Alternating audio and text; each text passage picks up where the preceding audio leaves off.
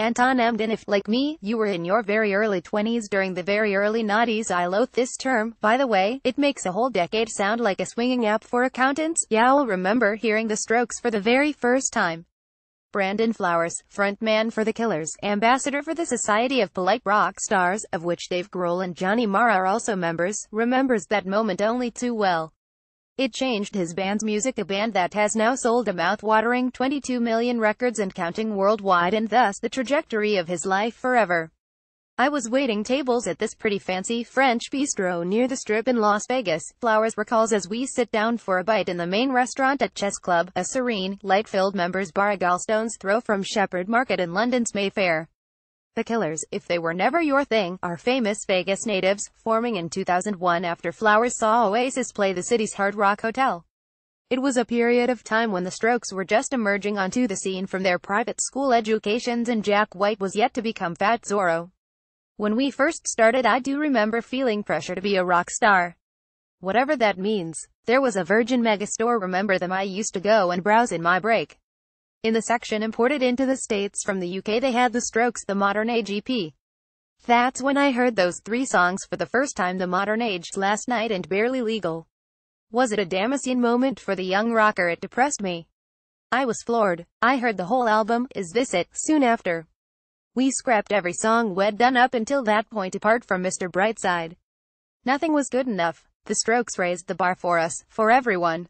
Fat Tony, I took my teeth out one by one with a screwdriver. A version of this anecdote is also told in Lizzie Goodman's excellent oral history of that ripe musical period, Meet Me in the Bathroom, a book that maps not only the story of the Strokes but of what it was like for bands such as The Killers, LCD Sound System, Kings of Leon, Interpol and Yeah Yeahs starting out in the States in the shadow of 911, a time when guitar music was genuinely cool again.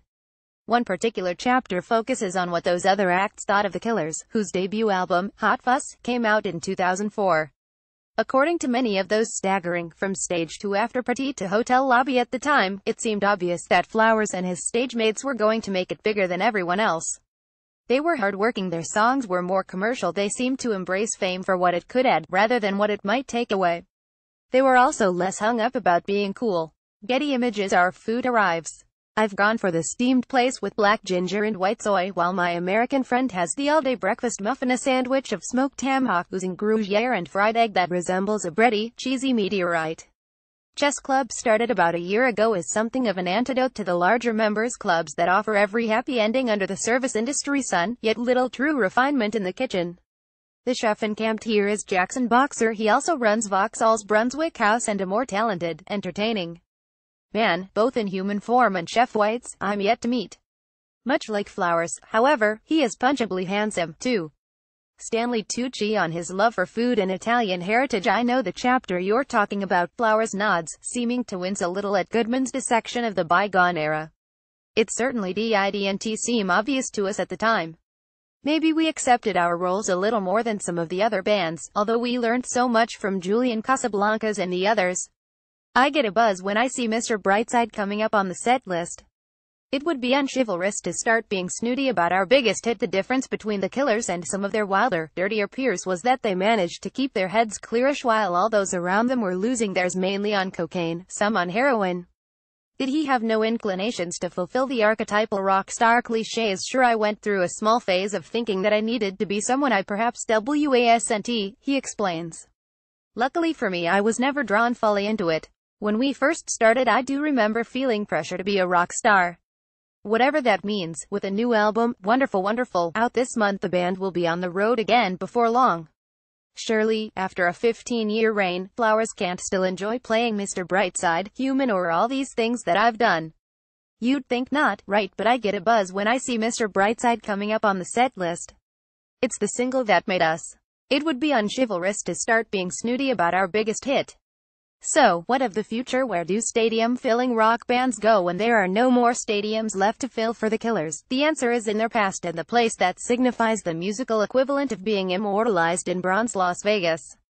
A residency, it'll happen, he chuckles conspiratorially. It's clear this is something that has already been discussed with his bandmates. We aren't ready for the long, gilded goodbye just yet. James Blunt on touring with Ed Sheeran and busking with Bear Grylls. 1 Chesterfield Street, London W1.